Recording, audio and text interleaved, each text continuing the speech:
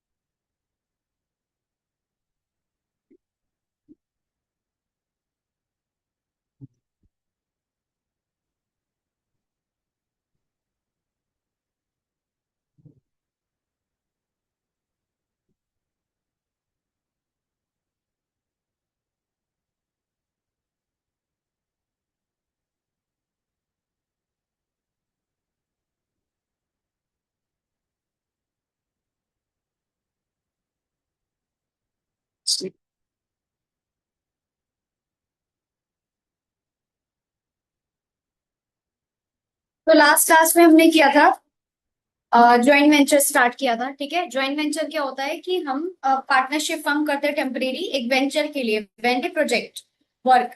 एक वर्क को एक वेंचर कहते हैं। जब एक वर्क कंप्लीट हो जाता है एक टाइम ड्यूरेशन के अंदर, तो वो ज्वाइंट वेंचर प्रक्रिया खत्म हो जाती है। ज्वाइंट वेंचर का मतलब है कि हम सब मिलकर के एक पार्टनरशिप स्टैब्लिश करते हैं, पर्टिकुलर कुछ महीनों के लिए, कुछ दिनों के लिए, कुछ पर्टिकुलर डेज के लिए। जैसे ही वो वेंचर कंप्लीट होगा, चाहे वो एक बिल्डिंग हो, चाहे वो एक डैम हो, चाहे वो कोई कंस्ट्रक्शन का काम हो, चाहे वो गुड्स परचेज सेल का काम हो, जैसे ही वो एक दिन खत्म होगा, उसका खत्म होना तय है। जैसे ही वो खत्म होगा, वो कंटिन्यूशन प्रोसेस का नहीं है। अगर खत्म होगा तो उसका, हमारा जो भी बचेगा माल वो आपस में बढ़ जाएगा, जो पैसा बचेगा वो आपस में बढ़ जाएगा शेयर बेसिस पे।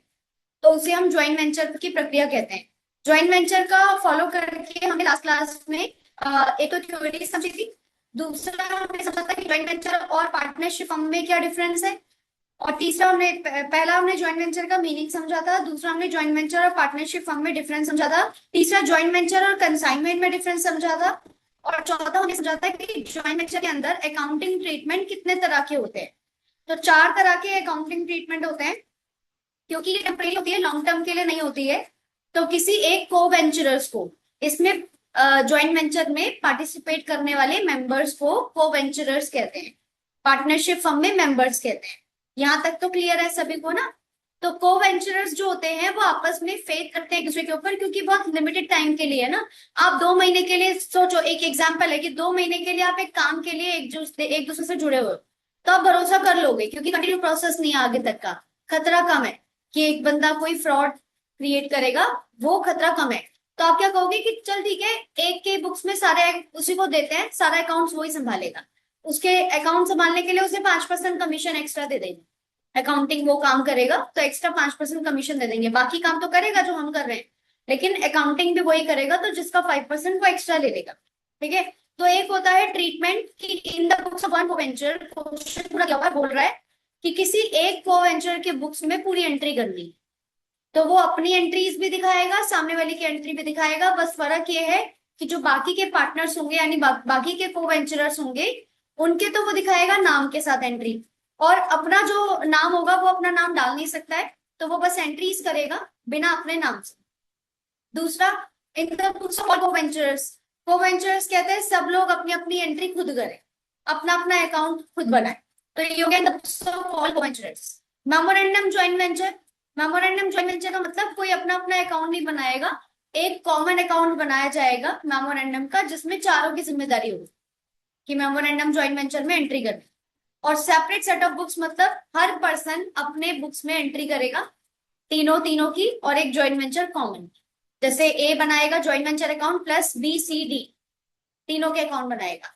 बी बनाएगा ए सी डी के अकाउंट और ज्वाइंट वेंचर अकाउंट। तो ऐसे सेपरेट सेट ऑफ बुक्स कहते हैं कि एक एक सेट सब लोग बनाएंगे, ठीक है। तो पहला वाला था कि अगर एक को वेंचर्स की बुक्स में रिकॉर्डिंग होती है कंटिन्यू, तो वो क्या एंट्री करता है, तो वो हमने देखा जर्नल एंट्री हम कर चुके हैं लास्ट क्लास में। उसके अलावा लेजर पोस्टिंग होता है, जैसे एक पोस्टर देखा हमने कि जिसमें राजेश और सुरेश एक बिजनेस में आते हैं बिल्डिंग को कंस्ट्रक्ट करने के लिए। बिल्डिंग का जो 4 लाख रुपए मतलब जो रेट है वो 4 लाख रुपए है, जो बिल्डिंग बनने के बाद मिलेगा। 4 लाख की बिल्डिंग है वो। राजेश एंड सुरेश कंट्रीब्यूट करते हैं 2 लाख 1.5 लाख रुपए, और वो एग्री करते हैं 4:4:3 के रेशो में वो अपना प्रॉफिट मार्जिन बांटेंगे। It was decided also that the work will be addition work will be looked after by Rajesh. सारा काम राजेश देखेगा, यानी कि सारी एंट्री राजेश करेगा, 5% उसकी कमीशन लेगा, ठीक है। बाकी राजेश परचेज करता है 3,20,000 के गुड्स, जिसके 9,000 रुपए वो खर्चा भी पे करता है। Rajesh also contribute building materials 20,000 रुपए का अपने स्टॉक से, जो पुराना उसके पास रखा होगा। 5,000 वो वेजेस पे करता है। तो ये सारी जो जितनी भी चीजें हैं ये राजेश कर रहा है। बाद में सुरेश बस 16,000 का मतलब अपनी जो प्रॉफिट मार्जिन है वो लेगा, और 16,000 रुपए का वो गुड्स रखे थे जो बच गए हैं वो सुरेश कह रहा है वो ले लेगा। तो ये एंट्री दिखाएगा राजेश अपनी बुक्स में। और राजेश क्या लेगा, सारा प्रॉफिट लेगा, मतलब जो उसके हिस्से में आया है 4:3 है, तो चौथाई हिस्सा वो लेगा। तो 4 भाग वो लेने का मतलब है उसके साथ साथ वो 5% कमीशन भी लेगा। ये जर्नल एंट्री तो भाई कि जो जो होता जा रहा है वो आप जर्नल एंट्री के रूप में रिकॉर्ड करते रहो। लेकिन अगर बुक्स में बोल दिया, क्वेश्चन में बोल दिया कि आपको उसका लेजर अकाउंट भी बनाना है, तो लेजर अकाउंट बनाइए। लेजर अकाउंट जर्नल एंट्री अगर आपको याद हो जाती है तो लेजर अकाउंट बिल्कुल उसी से देख के बना सकते हो ना। अब जैसे कैश टू सुरेश किया है आपने, ज्वाइंट वेंचर टू कैश किया है, अगर ज्वाइंट वेंचर अकाउंट आए राजेश, तो ज्वाइंट वेंचर अकाउंट के डेबिट में आएंगे 3,20,000 रुपए डेबिट साइड में, और लिखा जाएगा टू कैश ऐसे। तो जहां जहां ज्वाइंट वेंचर अकाउंट बनता ही बनता है, कॉमन अकाउंट होता है, तो वो अकाउंट बनाएगा, सुरेश का अकाउंट बनाएगा, ये राजेश बनाएगा, ठीक है।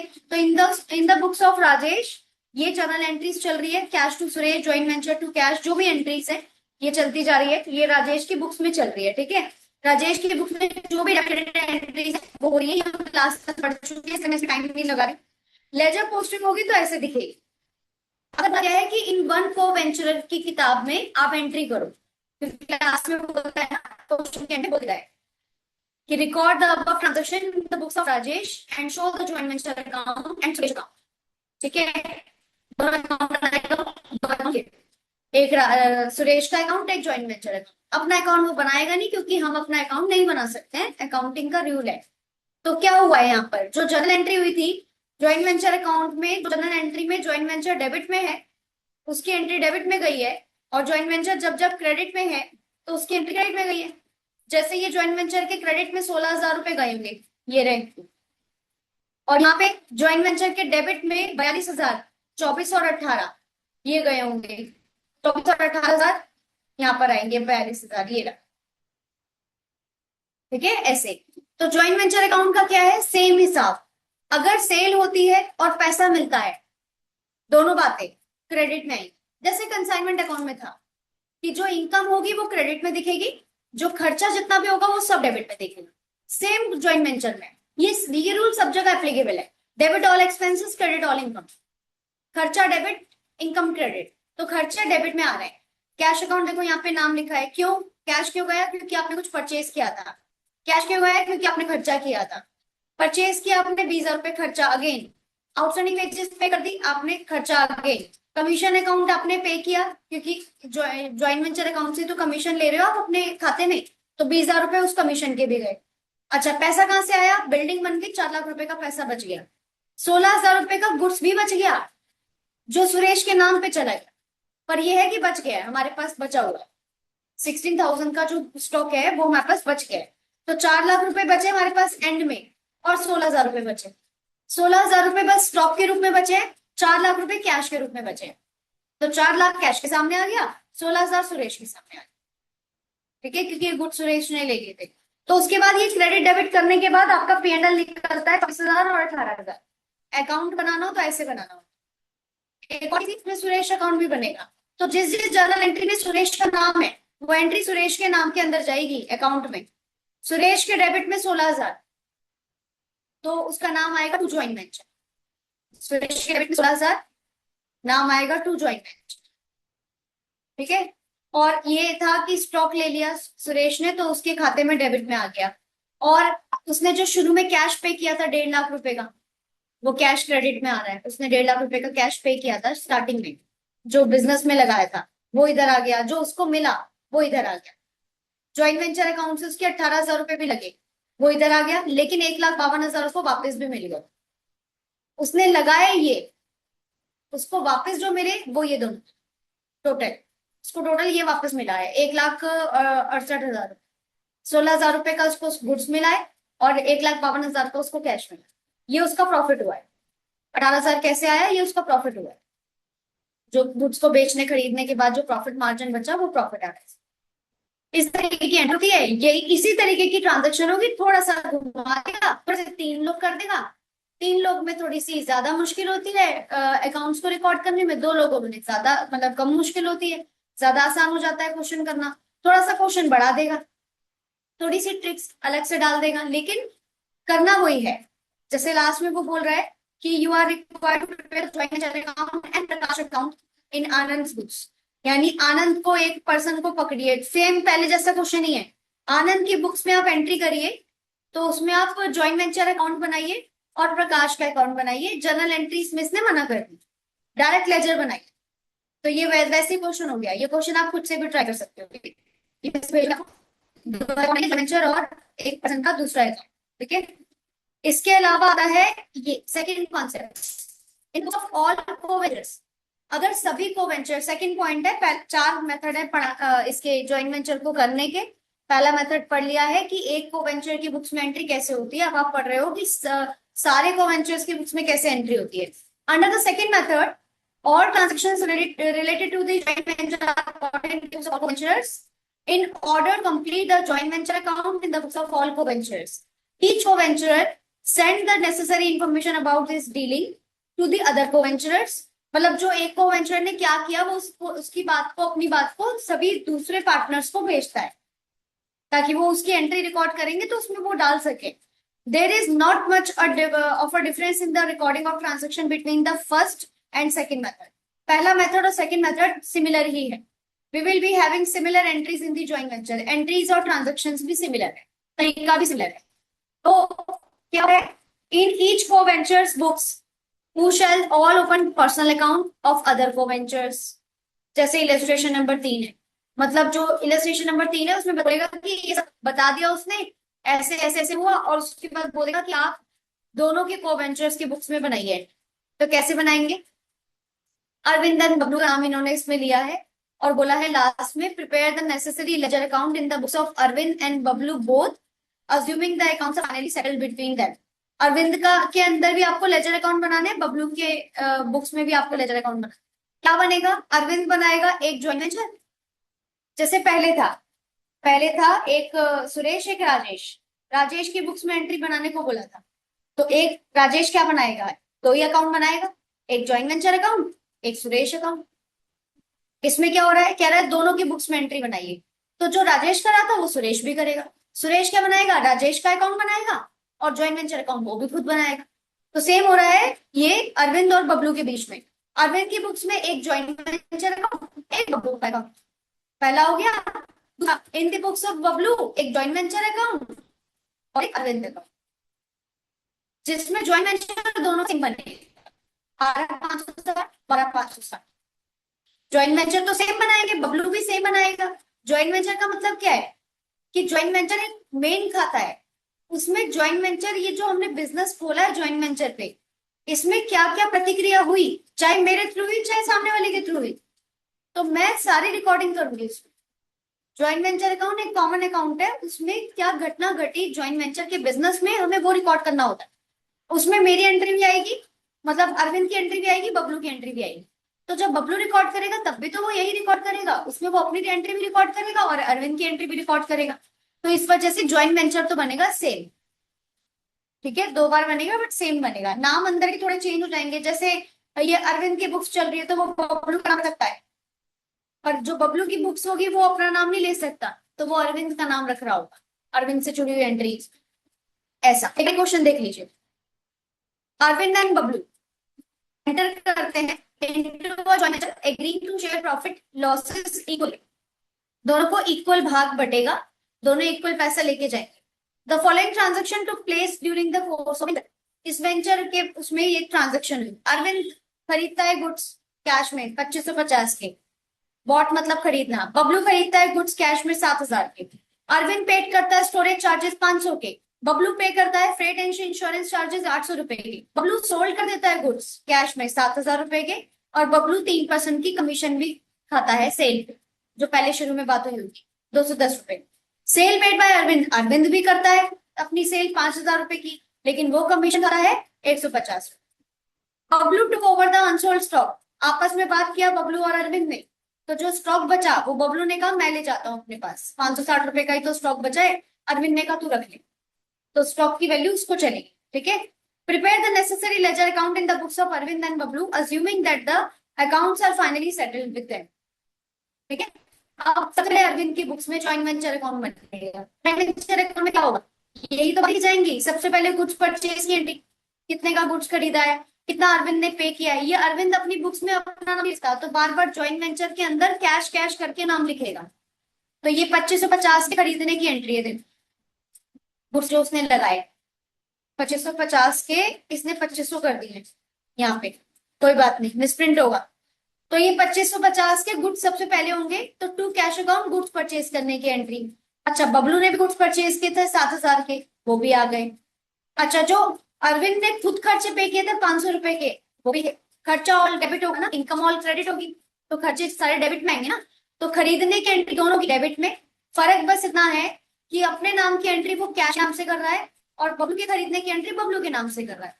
अपने खर्चे की एंट्री कैश के नाम से कर रहा है, बबलू के खर्चे की एंट्री बबलू के नाम से कर रहा है, 800 रुपए। ठीक है। बबलू को कमीशन दिया, ये भी कंपनी का खर्चा हुआ, तो बबलू कमीशन करके 210, और अपनी कमीशन अरविंद कमीशन नहीं लिख सकता वो, क्योंकि अरविंद की बुक्स चल रही है, तो अपनी कमीशन कमीशन के नाम से 150। यही तो एंट्रीज थी सारी, ट्रांजेक्शन थी मेजरली यही थी। अरविंद ने गुड्स परचेज की है, बबलू ने गुड्स परचेज किए, उसकी एंट्री हो गई। अरविंद ने खर्चा पे किया, बबलू ने खर्चा पे किया, उसकी एंट्री हो गई। बबलू ने गुड्स बेचे कैश के 7000, ये आएंगे क्रेडिट पे। सेल क्या बबलू ने 7000 की, उसकी जो कमीशन ली वो कमीशन 210 की थी, वो तो डेबिट में आएगी, क्योंकि वो तो कंपनी का खर्चा है। सेल करना कंपनी का इनकम है, क्योंकि पैसा आएगा। अच्छा अच्छा, सेल अरविंद ने भी करी 5000 की, तो वो 5000 की कैश से एंट्री दिखाएगा, अपना नाम नहीं लिख सकता अपने बुक्स में, तो अरविंद की सेल कैश के नाम से, बबलू की सेल बबलू के नाम से। ऐसे ही कमीशन दोनों का, बबलू का कमीशन बबलू के नाम से, खुद का कमीशन कमीशन के नाम से डेबिट में, और कमीशन की एंट्री हो गई यहाँ तक। सेल पेबल टू अरविंद 150, ये भी हो गया। Bablu took over the unsold stock, 560 रुपए स्टॉक ले लिए उसने, तो ये स्टॉक बचे। मैंने कहा था बचे हुए स्टॉक भी आपकी इनकम होती है, तो आप क्रेडिट में लिखोगे, लेकिन नाम बबलू को दे दो। इसका मतलब हुआ कि 560 के जो स्टॉक बचे थे वो बबलू को चले। ठीक है, एंट्री करना। अब आप करिए क्रेडिट का टोटल, जो आया 12560, डेबिट का टोटल करिए, माइनस करिए 12560 में से, आएगा 1400 रुपए। ये निकालते कैसे हैं बैलेंस, कि क्रेडिट माइनस डेबिट करेंगे, तो क्रेडिट का टोटल आता है 12560, डेबिट के टोटल को आपने माइनस कर दिया। सिंपल सा है। ज्वाइंट वेंचर अकाउंट में खर्चा आपको डेबिट में दिखाना है, इनकम और बचा हुआ स्टॉक क्रेडिट में दिखाना है, याद रहेगा। खर्चा डेबिट में दिखाना है, इनकम और बचा हुआ स्टॉक क्रेडिट में दिखाना है। ठीक है। फिर क्रेडिट माइनस डेबिट करना है, क्रेडिट में से डेबिट माइनस करने के बाद जो अमाउंट बचेगा, जो पैसा बचेगा, वो आपका प्रॉफिट मार्जिन कहलाएगा, क्योंकि income minus expense is equal to profit. आपको इनकम हुई 7000 की, 5000 की, और 560 के ऊपर से स्टॉक भी बच गए, तो 12560 रुपए की कमाई है। और खर्चा 2500, 7000, 500, 800, 210, 150। खर्चे माइनस करने के बाद प्रॉफिट आया 1400 रुपए। अब क्या बोला था ऊपर, कैसे बटेगा दोनों का शेयर, इक्वली, तो इक्वली आपने बांट दिया। अगर वो 4:3 होता तो करते 1400 इंटू 4 अपॉन में 7, 4 + 3 इज इक्वल टू 7 आएगा। ठीक है, तो 4 + 3 इज इक्वल टू 7, 7 से डिवाइड करो, उस प्रॉफिट को 4 से मल्टीप्लाई कर दो, तो उसका जो 4वां हिस्सा है वो इधर आ गया, और जो तीसरा हिस्सा बचा वो माइनस कर दो, या 1400 इंटू 3 डिवाइडेड बाय 7 कर दो, तो 4 भाग इसके पास, 3 भाग इसके पास।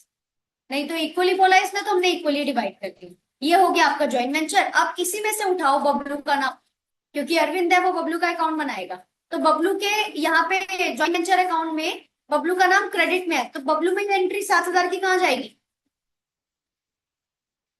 क्रेडिट में या डेबिट में? डेबिट में, अपोजिट जाएगा ना। ज्वाइंट वेंचर में बबलू का नाम है क्रेडिट में 7,000, तो बबलू का अकाउंट बनेगा उसमें डेबिट में 7,000। ये रहा। ठीक है, उसके अलावा बबलू ने स्टॉक भी लिए 560 के क्रेडिट में, बबलू अकाउंट में डेबिट में 560। ये रहा। ठीक है, उसके बाद बबलू के डेबिट में लिखा है यहाँ पे 7,000, मतलब ज्वाइंट वेंचर के, तो बबलू के क्रेडिट में जाएगा 7,000 यहाँ पे। ये रहा। ठीक है, ऐसे उसके खर्चे 800 रुपए, उसकी कमीशन 210 रुपए। ठीक है, और जो उसका प्रॉफिट हुआ 700 रुपए यहाँ आ गया, ये इक्वल आ गया। बैलेंस इसमें जो 1150 है वो बचेगा, मतलब यहाँ पे आएगा 1150 का बैलेंस अभी उसको देना बाकी है, फिर ये इक्वल दिखा। ठीक है, वो क्रेडिट माइनस डेबिट करके आ गए। अब क्या करेंगे, बबलू जी अपना अकाउंट बनाएंगे, तो वो अपना अकाउंट तो बनाएंगे नहीं, वो ज्वाइंट वेंचर अकाउंट और अरविंद का अकाउंट बनाएंगे। तो सेम बनेगा, अरविंद अरविंद की एंट्री वो लिखेगा अरविंद के अकाउंट में। जैसे अरविंद ने क्या क्या किया, 2500 रुपए का उसने परचेज किया, खर्चा किया 500 रुपए का, उसकी कमीशन है 150 की, उसका प्रॉफिट शेयर है 700 रुपए का। और तो और अरविंद का अकाउंट में जो उसने सेल करी है वो सिर्फ 5,000 की करी है, तो इसका जो बैलेंस है ये माइनस ये करके यहाँ पर निकलेगा, तो इसका 1150 बैलेंस रिसीव यहाँ है, क्योंकि अरविंद ही है जो आपको बैलेंस दे रहा होगा, तो इसलिए उसका नाम यहाँ पर आ गया। ज्वाइंट वेंचर सेम है, जैसे ऊपर किया था वैसे ही, बस जहां जहां पे ऊपर कैश लिखा था वहां पे अरविंद का नाम आ जाएगा, और जहां जहां पे बबलू लिखा था वहां पे कैश अकाउंट हो जाएगा, क्योंकि अब बबलू अकाउंट्स बना रहा है तो वो अरविंद का नाम ले सकता है, अपना नाम नहीं ले सकता। इसको कहते हैं, पहला वाला और दूसरा वाला बिल्कुल सेम है, थ्योरी एंड प्रैक्टिकल सेम, मतलब न्यूमेरिकल एंड थ्योरी दोनों सेम है, बस यहाँ पे क्वांटिटी बढ़ जाएगी, क्योंकि पहला वाला कह रहा था किसी एक को वेंचर में एंट्री करो, दूसरा वाला कह रहा है सभी को वेंचर में एंट्री करो। तो जैसा एक पर्सन कर रहा है जो सेट बना रहा है, दूसरा वाला बंदा भी वही सेट बनाएगा, तीसरा वाला भी वही सेट बनाएगा।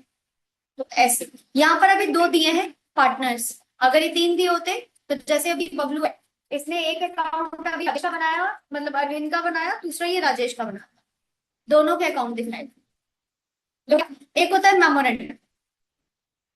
In the method discussed above, each co-venture record all transactions related to the joint venture in the joint venture account open in his books under the memorandum, but under the memorandum joint venture, मतलब एक memorandum joint venture का अलग account भी बनता है method.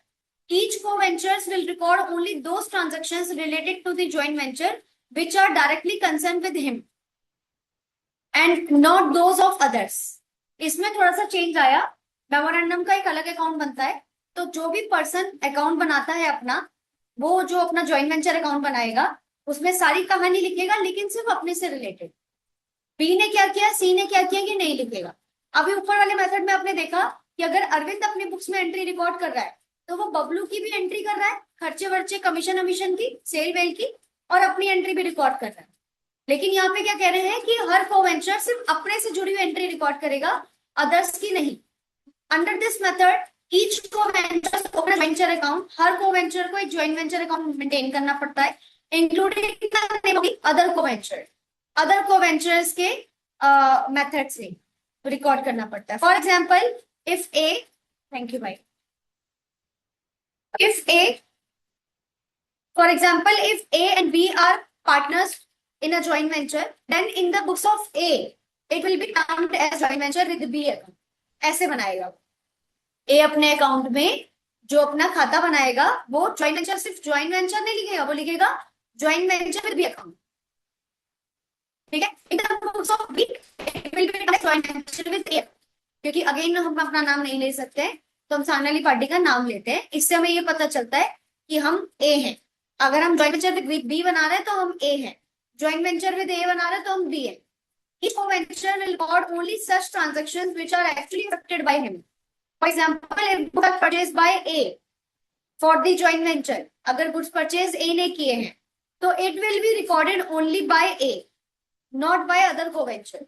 सिर्फ A अपने खाते में रिकॉर्ड करेगा, वो नाम तो ले रहा है joint venture with B account, लेकिन उसके अंदर सिर्फ अपनी एंट्री कर रहा है, बी की एंट्री नहीं कर रहा है, ये सिर्फ नाम लेने के लिए, रखने के लिए उसने नाम रखा है। ठीक है, ऐसे सेम विद बी, उसके अंदर जो ट्रांजेक्शन होती है वो ये, जैसे गुड्स परचेज करेंगे तो क्या एंट्री करेंगे, क्योंकि पहले वाले और दूसरे वाले मेथड में जर्नल एंट्री बार बार समझाई नहीं गई है, क्योंकि जर्नल एंट्री सेम है। पहले वाले मेथड और दूसरे वाले मेथड में बस फर्क क्वांटिटी का है। पहले वाले मेथड में वही बनाना है जो दूसरे वाले मेथड में बनाना है। जर्नल एंट्री भी सेम है, लेजर पोस्टिंग भी सेम है, सेम सेट है। लेकिन पहले वाले में एक बंदा अकाउंट बनाता है तो हमें सिर्फ 2 अकाउंट बना के काम चले लेते हैं क्वेश्चन के अंदर, एग्जाम में या सॉल्यूशन के अंदर। लेकिन दूसरे वाले अकाउंट में हमको 4 अकाउंट बनाने पड़ते हैं अगर दोनों पार्टनर के अकाउंट बनाने को हमें बोल रहा है ऐसा।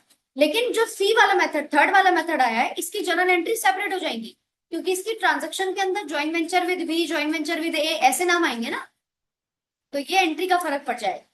This transaction shall be recorded in the books of A only. तो ए के हिसाब से देखो क्या करता है, ए एंट्री क्या करेगा, ये बार बार ज्वाइंट वेंचर अकाउंट में करेगा, joint venture B account to cash, अपना नाम नहीं ले सकता है, एंट्री केवल अपनी कर रहा है, नाम बी का यूज कर रहा है, joint venture with B account.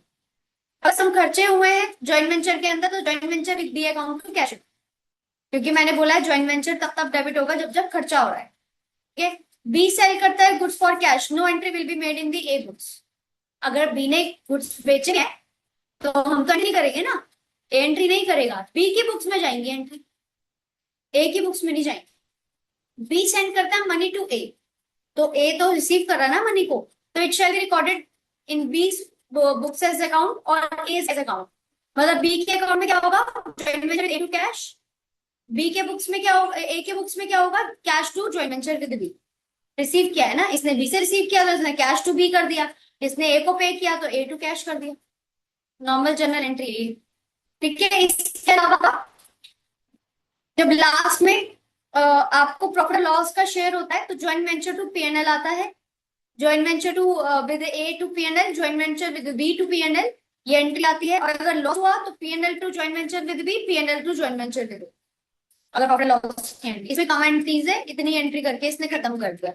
Example बहुत छोटा सा दिया है, प्रेम टू दिल्ली, सतीश टू कलकत्ता, ये एंटर करते ज्वाइंट वेंचर में परचेज और सेल ऑफ गुड्स के लिए आते हैं कुछ टाइम के लिए। प्रॉफिट लॉस में पाएंगे 2:1 के रेशो में, दो डबल हिस्सा लेगा प्रेम ऑफ दिल्ली और सतीश लेगा एक हिस्सा, 3 हिस्से होंगे। ठीक है, तो 2 हिस्से लेगा प्रेम और 1 हिस्सा सतीश लेगा।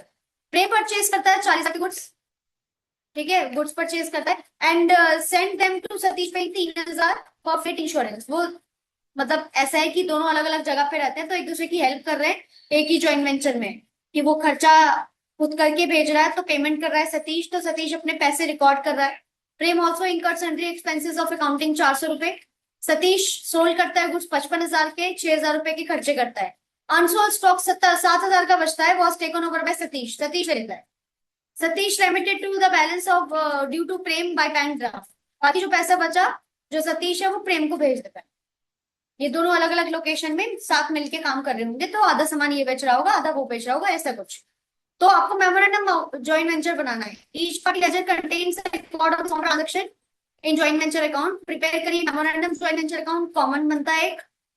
दूसरा सतीश इन प्रेम लेजर और joint venture with Prem in Satish laser.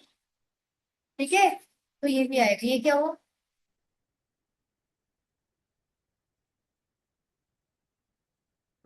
चलो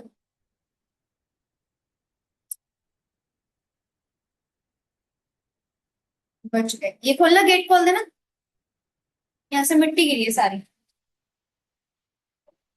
बस। चलो देखते हैं आगे। देख, एक तो मेमोरेंडम ज्वाइंट वेंचर अकाउंट बनाएगा, joint venture with Satish account बनाएगा और joint venture with Prem account बनेगा, दोनों कैसे बनाना है। सबसे पहले लेजर ऑफ प्रेम, क्योंकि आपको ये तो मेंशन करना पड़ेगा ऊपर, क्योंकि इसमें 2-3 चीजें ऐसी हो रही है कि बार बार ना ये अकाउंट अलग अलग मेंशन कर रहा है।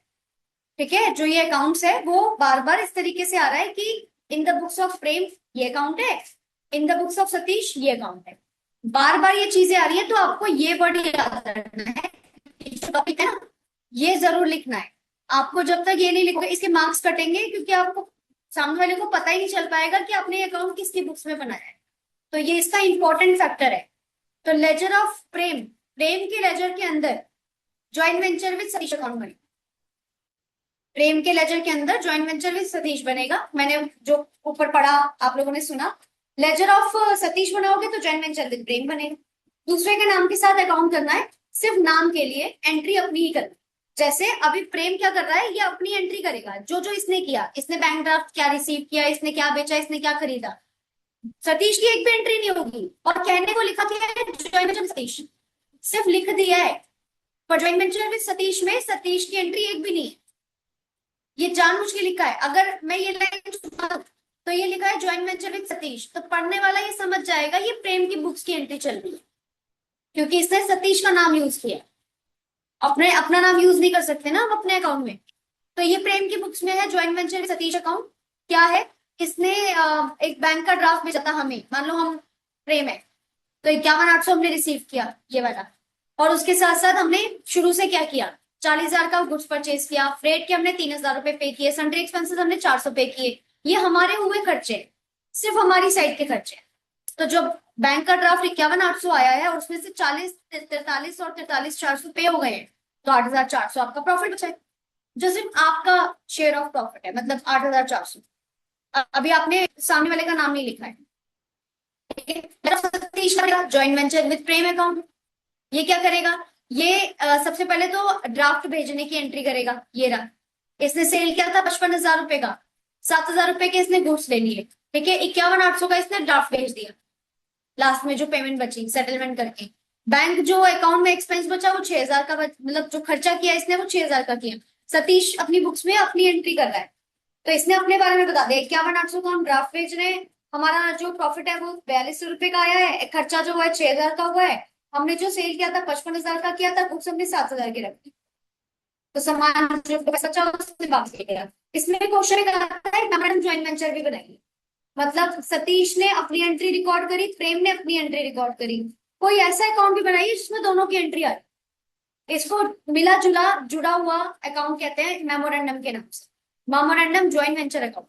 इसमें क्या है, डेबिट में आपने प्रेम के पहले सारी चीजें लिखी, प्रेम के गुड्स खरीदे 40,000 रुपए, प्रेम ने इंश्योरेंस पे किया 3,000 रुपए, प्रेम ने खर्चे पे किए 400 रुपए, 43,400 रुपए उसका बैलेंस आ गया। सतीश ने खर्चे पे किए थे मात्र 6,000, ज्यादा खर्चे पे नहीं किए इसने। तो दोनों के खर्चे डेबिट में आ गए, क्रेडिट में दोनों की सेल आ गई। क्या आ गया, सेल प्रोसीड हुआ 55,000 रुपए का सतीश के थ्रू। इसने कोई सेल नहीं किया है, दूसरे वाले बंदे ने कोई सेल नहीं किया है, प्रेम ने कोई सेल नहीं किया, तो सतीश के बुक्स में सेल हुई 55,000 की और स्टॉक लिया उसने 7,000 की। सेम अगर प्रेम ने भी किया होता तो बाय प्रेम करके यहाँ एंट्री आ रही होती, क्योंकि इसने किया ही नहीं है ये चीज, तो इसका नाम नहीं है। बस इसमें से आप ये डेबिट का सारा माइनस कर दीजिए, ये आपकी एंटायर इनकम है 62,000 की, आपका एंटायर खर्चा 43,400 प्लस 6,000, ठीक है। ये खर्चा हो गया आपका 49,400। ये माइनस करेंगे तो प्रॉफिट मार्जिन 12,600 बचा। 12,600 को आप डिवाइड करिए 4:3 या 2:1 के रेशो में, जो भी इसने ऊपर दिया था, तो 8400 ऊपर आएगा, 2:1 था। 8400 प्रेम का हिस्सा है, 4200 रुपए सतीश का हिस्सा है।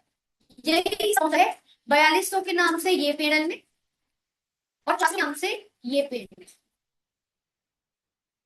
ठीक है। मेमोरेंडम अकाउंट ये अकाउंट बनते हैं, टोटल 3 अकाउंट बनते हैं।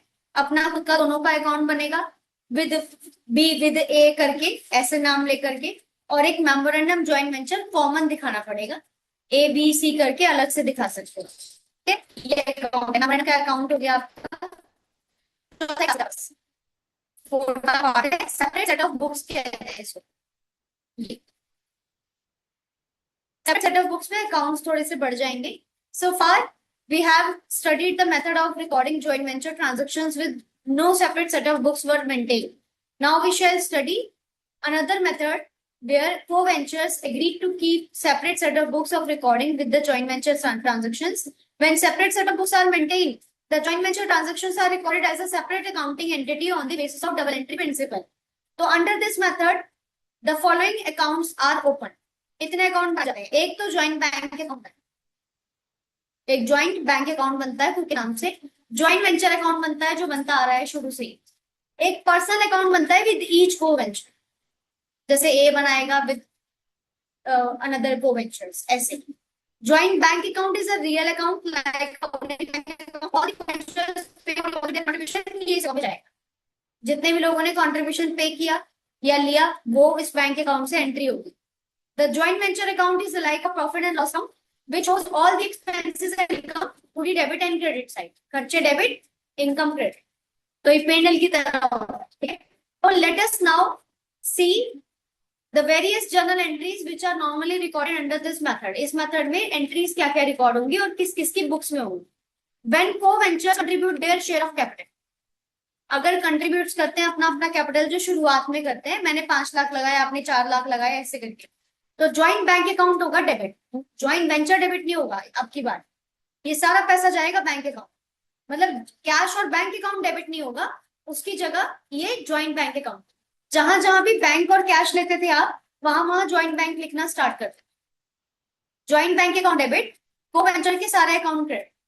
जैसे टोटल 4 लाख लगाए गए हैं, सबने 1-1 लाख लगाए हैं, ए बी सी डी, तो क्रेडिट में आएगा 2A 2B 2C 2D, और डेबिट में आएगा ज्वाइंट बैंक 4 लाख ऐसे। तो ये हो गई कॉन्ट्रीब्यूशन की। When a co-venturer contribute in the form of goods, अगर को-वेंचर्स गुड्स डालते हैं पैसों की जगह, तो गुड्स के केस में क्या होगा, joint venture account debit to co-venturer personal account. जब पैसा डाला तो पैसा डेबिट, जब माल डाला गुड्स डाला तो ज्वाइंट वेंचर डेबिट। ठीक है, सिंपल सा रूल है। When purchase are made for joint venture, अगर ज्वाइंट वेंचर के लिए अलग से परचेज की गई है, गुड्स नहीं डाले किसी ने, परचेज की है, तो अगर कैश पे की है तो joint venture to joint bank account. मैं कह रही हूँ जहां जहां आप कैश बैंक लेते थे खर्चे इनकम में, वहां वहां आपको ज्वाइंट बैंक ले लेना है, बस वही कह रहा है। Joint venture to joint bank, अगर उधार पे किया तो joint venture to creditor account, जिनसे तुमने उधार पे खरीदे तो वो क्रेडिटर हो गया आपका। ठीक है, now expenses are incurred on account of joint venture if paid out of joint bank account, अगर बैंक से पे हुए हैं तो ज्वाइंट वेंचर टू बैंक, अगर को वेंचर के पर्सनल से पे हुए हैं, पर्सनल कैश से, तो ज्वाइंट वेंचर को वेंचर पर्सनल, उसका नाम आ जाएगा। अगर गुड्स से कैश पे तो joint bank venture, bank to joint venture हो गया ना, बैंक डेबिट होता है जब सेल करते हैं, तो joint bank to joint venture. अगर क्रेडिट से हुई है तो debtor to debit, debtor account debit होता है अगर उधार पे बेचा है। When creditor are paid, creditor को पैसा पे कर, उधार पे खरीदा था ना, क्रेडिटर से यहाँ उधार पे खरीदा था सामान, पेमेंट भी करनी पड़ेगी कुछ टाइम के बाद, लिखा होगा क्वेश्चन में। तो जब आपने से पेमेंट कर दी तो क्रेडिटर अकाउंट टू बैंक, कि आपके ज्वाइंट बैंक अकाउंट से पैसा निकल गया, क्रेडिटर को चला गया। When amount are receive from debtor, debtor से पैसा रिसीव हुआ आपको, bank account debit to debtor account, तो joint bank to debtor account. Commission pay हुआ है, इंटरेस्ट पे हुआ है, कोई भी खर्चा पेबल हुआ है, ज्वाइंट वेंचर टू को वेंचर, मतलब पेबल का मतलब रिकॉर्ड हो गया है, अभी इसका पैसे नहीं दिए, सिर्फ रिकॉर्डिंग हुई है। ज्वाइंट वेंचर टू को वेंचर पर्सनल, जैसे कमीशन पे हुआ है बाय दी ए, तो ये होगी एंट्री ज्वाइंट वेंचर टू ए। अगर unsold stock taken over by the को वेंचर ने अपना पर्सनल स्टॉक अपने पास रख लिया, तो ज्वाइंट वेंचर से ही तो रखा है, तो co venture account to joint venture है, क्योंकि इन्होंने जो स्टॉक बचा था वो ले लिया। प्रॉफिट लॉस में अगर प्रॉफिट होता है तो ज्वाइंट वेंचर टू को वेंचर, लॉस होता है तो co venture to joint venture. ठीक है, अगर सारा पैसा जो लास्ट में डिसाइडेड था वो पे आउट हो जाता है, जो भी खर्चा बचता है, तो co venture account to joint bank, joint bank से मतलब जो जो पैसा था वो को वेंचर को दे दिया जाएगा। देख वो एंट्री हो गई। अगर कैश डिस्काउंट होता है इन केस, तो क्रेडिटर टू ज्वाइंट वेंचर आता, क्योंकि इसमें से डिस्काउंट ले लिया आपने, कम कर लिया पैसा। ठीक है, और डेटर से होता तो ज्वाइंट वेंचर टू डेटर आता। ये इसके यहाँ पर ये क्वेश्चन दिया गया है जो बिल्कुल इसी तरह है। इसमें एक हम बनाएंगे ज्वाइंट वेंचर अकाउंट, एक बनाएंगे ज्वाइंट बैंक, और एक बनाएंगे जो पर्सन रिकॉर्ड कर रहा है अपने सामने वाले का नाम, जैसे ये विकास, और एक बंदा है सलील, ये सलील के बुक्स में एंट्री चली हुई, यहाँ लिखा है separate set of books maintain for joint venture business prepare necessary. तो अभी सबसे पहले क्या किया, सलील की बुक्स में एंट्री बना ली, एक विकास की, एक ज्वाइंट वेंचर की, एक ज्वाइंट बैंक की। फिर विकास की बुक्स में बनेगी एक सलील की एंट्री, सलील का अकाउंट, और एक ज्वाइंट वेंचर अकाउंट, एक ज्वाइंट बैंक। प्रोसेस का तरीका वही है, स्टार्टिंग होती है इस बात से कि इतने रुपए का माल बेचने के लिए या इतने रुपए की बिल्डिंग बनाने के लिए हम एक बिजनेस में आए हैं, 2 लोग हैं, ये 2 लोगों ने इतना इतना पैसा इन्वेस्ट किया है, दोनों की कैपिटल हो जाएगी दूसरी, तीसरी दोनों के खर्चे हो जाएंगे, चौथा दोनों की प्रॉफिट मार्जिन हो जाएगी, जब एंड में प्रॉफिट होगा तो दोनों को इतना इतना मिलेगा, पांचवी दोनों की कमीशन आ जाएगी कि इसको इतनी कमीशन है, इसको इतनी कमीशन है। जनरली जरूरी नहीं है कि दोनों आए, कभी कभी खाली एक की कमीशन होती है क्योंकि वो एक्स्ट्रा काम कर रहा हो, तो कमीशन की एंट्री आ गई दोनों की। लास्ट में जो माल बिका बिकने की एंट्री, उसके बाद बेचने का कमीशन, कमीशन की एंट्री, लास्ट में जो प्रॉफिट आएगा प्रॉफिट, खत्म।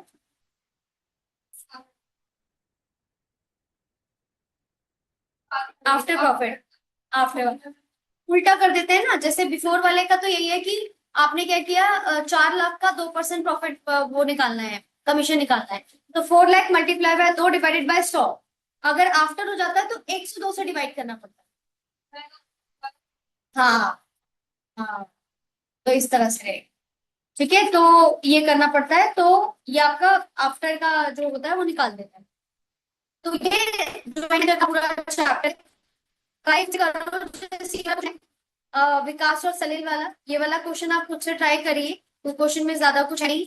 ये लास्ट क्वेश्चन था कि जॉइंट वेंचर का जो लास्ट मेमोरेंडम, ये जो last separate set of books है वो आपको समझ में आए। इन्होंने लगातार काम बना दिए, एक दो ये हुए, अब इसके बाद ये 1 2 3 अलग, 1 2 3 अलग। ठीक है, तो ये account separate set of books में आपको सबके अकाउंट बनाने पड़ेंगे, जितने भी लोग होंगे यहाँ पे। यहाँ पे इन दोनों के अलावा लास्ट में किसी अनिल ने भी पार्टिसिपेट किया है, तो उसका नाम भी आ रहा है। ठीक है, कर लेंगे, एक बार ट्राई करके देखना, नहीं तो फिर रिवीजन में तो हम खुद ही कर लेंगे।